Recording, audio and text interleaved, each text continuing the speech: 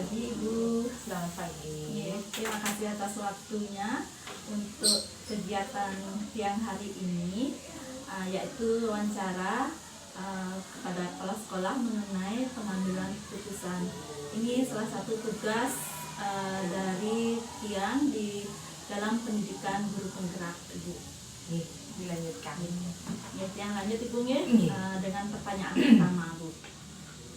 Selama ini bagaimana Anda dapat atau Ibu dapat mengidentifikasi kasus-kasus yang merupakan dilema etika atau bujukan moral di lingkungan sekolah Ibu?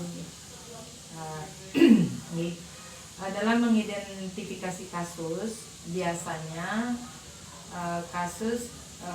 kita memahami kasus tersebut dari nilai-nilai yang bertentangan yang terdapat pada kasus tersebut. Jika terdapat dua nilai kebijakan yang bertentangan atau benar lawan benar, maka kasus tersebut termasuk dilema etika.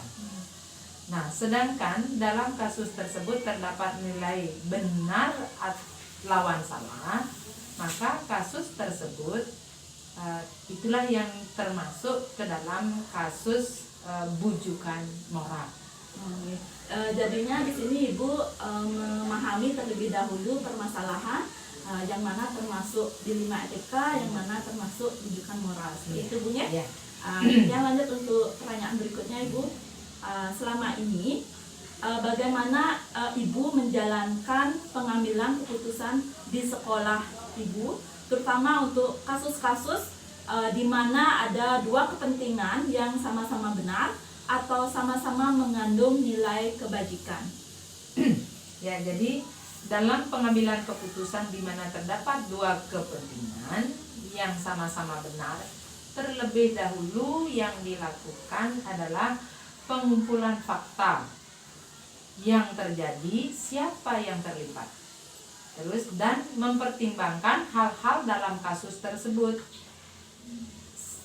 Pengambilan keputusan harus sesuai dengan nilai-nilai kebajikan serta dapat dipertanggungjawabkan. Seperti itu.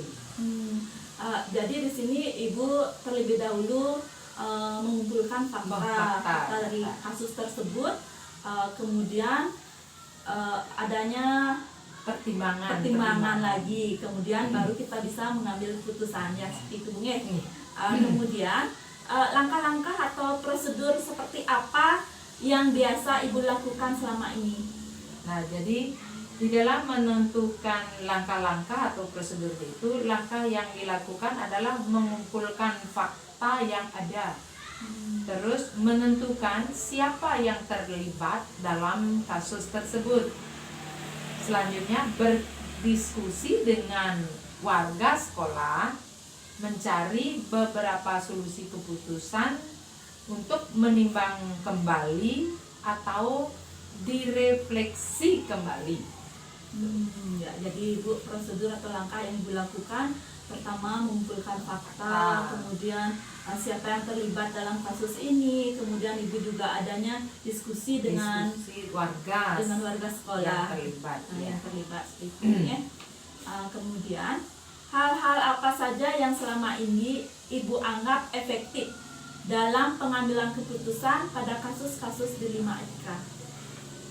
Jadi yang dianggap efektif dalam pengambilan keputusan, saya melakukan analisis kasus terlebih dahulu, kemudian menentukan solusi sesuai dengan peraturan dan norma yang berlaku, dan mengedepankan kepentingan umum. Terus solusi tersebut harus bermanfaat bagi semua orang untuk kedepannya atau dalam jangka panjangnya. Jadi efektif dalam pengambilan keputusan ini, di sini Ibu apa tadi yang Ibu mengedepankan kepentingan umum. Ya, pengambilan keputusannya itu di mana kita harus mengedepankan kepentingan umum. Kemudian, nah di sini hal-hal apa saja saja selama ini merupakan tantangan dalam pengambilan keputusan pada kasus-kasus di 5 etika itu? Tantangannya biasanya itu dalam pengambilan keputusan adalah mencari keputusan terbaik, karena keduanya merupakan masalah yang sama-sama mempertahankan kebenarannya, dan dalam mengambil keputusan dapat menguntungkan kedua belah pihak yang bermasalah tersebut. Ya, jadi di sini Ibu mencari tantangannya di sini mencari keputusan terbaik ya, karena di sini masing-masing belah pihak mempunyai atau mempertahankan kebenarannya masing-masing ya, itu Bu ya. Kemudian, apakah Ibu memiliki sebuah tata kala atau jadwal tertentu dalam sebuah penyelesaian kasus di 5 etika? Apakah Ibu langsung menyelesaikan di tempat atau memiliki sebuah jadwal untuk menyelesaikannya, atau bentuk prosedur seperti apa yang Ibu jalankan Bu?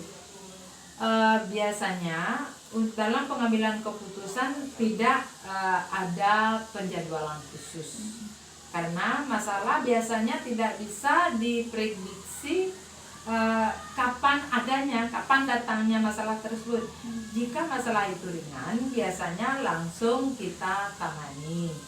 Namun jika masalah itu berat, maka akan dilakukan musyawarah terlebih dahulu atau berkonsultasi dengan para guru yang bisa membantu dan menyelesaikan masalah dengan menghadirkan semua pihak yang terkait dalam masalah tersebut. Jadi untuk jadwal itu tidak tentu Tidak ya Bu ya. tentu. Nah, jika ada permasalahan baru kita ya, selesaikan. Kapan masalahnya ada, kita selesaikan. Jika ringan segera, jika berat kita berkoordinasi. Lanjut Ibu, adakah seseorang atau faktor-faktor yang selama ini mempermudah atau membantu Ibu dalam pengambilan keputusan dalam kasus-kasus di 5 etika? Biasanya faktor-faktor yang dapat membantu kita atau dalam mengambil suatu keputusan adalah adanya kolaborasi, diskusi dengan berbagai pihak atau rekan sejawat yang dianggap mampu, terus guru, siswa, warga sekolah maupun pihak-pihak yang kiranya berkaitan dengan masalah tersebut. Jadi faktor yang selama ini mempermudah yaitu dengan adanya diskusi dan kolaborasi ya Bu ya. Yang lanjut Ibunya, dari semua hal yang telah disampaikan, pembelajaran apa yang dapat Ibu petik dari pengalaman Ibu mengambil keputusan di 5 etika itu? Jadi pembelajaran yang bisa dipetik dalam pembelajaran tersebut adalah dari pengalaman pengambilan keputusan adalah sebagai kepala sekolah, saya perlu mempertimbangkan keputusan-keputusan yang diambil, apalagi untuk kasus yang memuat dilema etika. Nah, jadi saya perlu melakukan berbagai pertimbangan agar di dalam membuat keputusan, keputusannya menghasilkan keputusan yang tepat, di mana keputusan tersebut tidak merugikan kedua belah pihak. Jadi pihak lain, dan untuk kebaikan kedua belah pihak tersebut, supaya mereka memahami kebenaran dari permasalahan mereka masing-masing. Ini Ibu, cukup itu pertanyaan yang ajukan dalam wawancara ini. Terima kasih atas waktunya. Semoga kedepannya kita dapat berdiskusi lagi dalam permasalahan atau kasus-kasus yang ada di lingkungan sekolah. Ibu ya, terima kasih atas waktunya. Terima kasih dan semoga bermanfaat, dan selamat membelajarkan diri untuk bisa lebih maju lagi. Amin, semua Ibu. Pagi Pak Made, terima kasih atas waktunya. Maaf yang mengganggu waktunya Bapak. Nah, di sini yang melakukan kegiatan wawancara terkait dengan tugas dari pendidikan guru penggerak Pak Nge. Wawancara ini terkait dengan pengambilan keputusan berbasis nilai-nilai kebajikan. Ini Bapak Nge. Yang langsung nonton Pak Nge untuk pertanyaan pertama. Selama ini bagaimana Bapak dapat mengidentifikasi kasus-kasus yang merupakan D5 ITK atau bujukan moral Pak di lingkungan sekolah Bapak? Untuk kasus-kasus D5 ITK yang ada di lingkungan sekolah, yang paling ini kita harus mengidentifikasinya di kasus tersebut. Ya, setelah kita identifikasi kasus tersebut seperti apa masalahnya, baru nanti kita bisa mengambil keputusannya. Ya, nah, kalau Pak biasanya mencari penyebab dari kasus tersebut, ya kita harus memahami kasus tersebut dari nilai-nilai yang bertentangan terhadap kasus tersebut. Nah, jika ada dua nilai daripada kasus tersebut atau nilai etika tersebut atau kebajikan yang bertentangan, mungkin ada yang benar lawan yang benar, mungkin ada benar lawan yang salah, karena kita identifikasi dulu tersebut. Nah, karena kita dapat menentukan bahwa kasus termasuk kasus apa. Nah, setelah kita dapat tentukan kasus tersebut termasuk kasus apa, baru kita nanti carikan solusi. Ya, seperti itu. Ya, jadi di sini Bapak terlebih dahulu mencari penyebab dari kasus tertentu Pak Nge. Ya. Yang lanjut Bapak, selama ini bagaimana Bapak menjalankan pengambilan keputusan di sekolah Bapak, terutama untuk kasus-kasus di mana ada dua kepentingan yang sama-sama benar atau sama-sama mengandung nilai kebajikan? Nah, untuk pengambilan keputusan terhadap kasus tersebut yang memiliki sama-sama nilai yang benar, sama-sama nilai yang baik, itu kita harus juga dari yang tahap pertama kita dari identifikasi itu, di sana akan kelihatan seperti apa tingkat kebaikan dari kasus yang A sama dengan kasus yang B. Nah, semua dari permasalahan tersebut ada baik ada buruknya. Nah, yang kita kedepankan adalah dari kedua kasus tersebut adalah dapat kita manfaatkan, dapat kita fungsikan sehingga berfungsi untuk kebaikan kita bersama-sama. Ya, jadi di sini melihat dari tingkat kasus Paknya, yang ada benarnya atau nilai-nilai kebajikannya, di mana dapat dimanfaatkan untuk kepentingan bersama Paknya. Langkah-langkah atau prosedur seperti apa yang biasa Bapak lakukan selama ini Pak? Nah, untuk langkah-langkah yang kita ambil dalam menyelesaikan kasus, dari fakta-fakta yang ada, kita lihat fakta-faktanya, setelah itu kita kumpulkan fakta-faktanya, terus siapa ada mungkin orang yang terlibat di dalam kasus tersebut. Nah, dari sana mungkin kita lebih baik mengajak semua warga sekolah untuk bagaimana kita nanti mencari solusi dari kepada keputusan tersebut, sehingga betul-betul menimbang hasil-hasilnya yang nanti dapat memberikan refleksi terhadap sekolah kita. Jadi di sini mencari fakta yang ada Pak Nge, siapa yang terlibat, kemudian mencarikan solusi dengan berdiskusi untuk mempertimbangkan dari kasus tersebut dan dapat kita refleksikan kembali Pak Nge. Kemudian hal-hal apa saja yang selama ini Bapak anggap efektif dalam pengambilan keputusan pada kasus-kasus D5 etika Bapak? Untuk hal-hal yang kita anggap efektif untuk mengambil keputusan adalah kita memakai acuan. ya. Acuan itu mungkin seperti bagaimana aturannya, ya. Terus bagaimana normanya.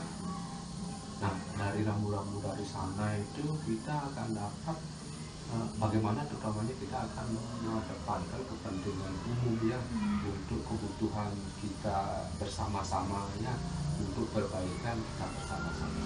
Apalagi ini adalah untuk perbaikan orang kita bersama-sama. Mungkin itu acuan. Nah, sini Bapak memakai acuan atau norma yang ada Pak Nge. Ya, di mana dalam pengambilan keputusan itu mengedepankan kepentingan umum atau kebutuhan bersama Pak Nge. Yang lanjut Pak, hal-hal apa saja yang selama ini merupakan tantangan dalam pengambilan keputusan pada kasus-kasus dilema etika Bapak? Nah, untuk tantangannya adalah karena semuanya sama-sama benar ya, semuanya sama-sama benar. Di sana kita bagaimana betul-betul mengkaji tingkat kebenaran daripada kasus tersebut.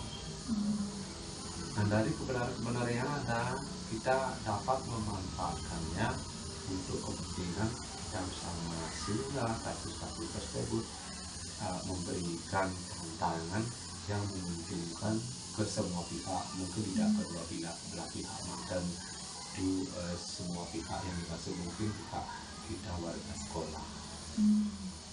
Ya, jadi di sini tantangannya adalah mengkaji tingkat kebenaran dari kasus tersebut Pak Nge. Apakah Bapak memiliki sebuah tata kala atau jadwal tertentu dalam sebuah penyelesaian kasus dilema etika? Apakah Bapak langsung menyelesaikan di tempat atau memiliki sebuah jadwal untuk menyelesaikannya? Bentuk atau prosedur seperti apa yang Bapak jalankan? Nah, untuk kasus dilema etika, kalau untuk terjadwal khusus mungkin kita di sekolah tidak, karena kadang-kadang itu adalah merupakan disiplin, itu merupakan perilaku. Nah, mungkin saja apabila perilaku yang dilakukan sangat-sangat kurang tidak baik, mungkin kita membuatkan agendanya. Kalau memang itu hanya sekedar mungkin yang biasa-biasa, mungkin kita bisa selesaikan secara langsung. Yang tentunya nanti bagaimana kita bersama-sama dengan mungkin kalau ada guru yang lebih berpengalaman untuk menyelesaikan masalah tersebut, kita mintai pertimbangan sehingga hasil yang kita harapkan sesuai dengan hasil kita bersama-sama. Jadi di sini melihat kasusnya dulu Pak Nge. Kalau kasusnya ringan, tentu itu langsung diselesaikan. Namun kalau kasusnya berat, mungkin di sini Bapak membuat sebuah agenda ya dalam penyelesaiannya maupun dalam pengambilan keputusannya Pak Nge.